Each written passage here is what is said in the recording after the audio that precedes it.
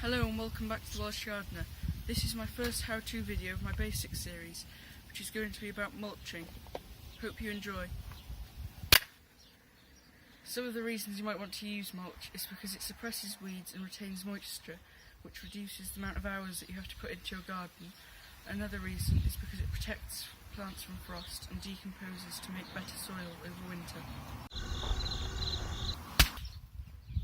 Hay. Now hay is one of my favourite materials to use as a mulch because it's one of the best for retaining moisture, and over time it will break down and decompose to make a better soil. Here is an example where I'm using hay.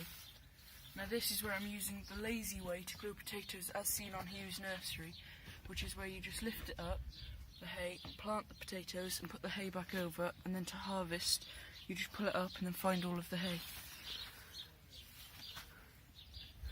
One of the mulches which I've never used in the past in my garden is bark. Now bark looks good and also rots down like hay, but it does, in damp conditions it doesn't attract as much mould as hay does. Gravel is great for putting around alpine plants, but it's especially good as it prevents rotting at the base of plants because water can run straight off it.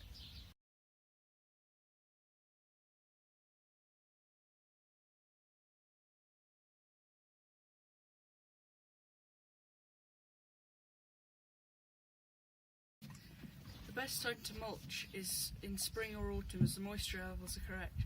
In established beds you can mulch any time through the year. With fragile plants such as dahlias you can put more of a mulch on and it will protect them from frost and cold weather.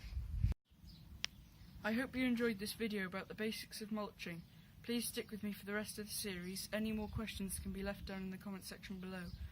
Please subscribe to my YouTube channel and check out my social media. Thank you for watching.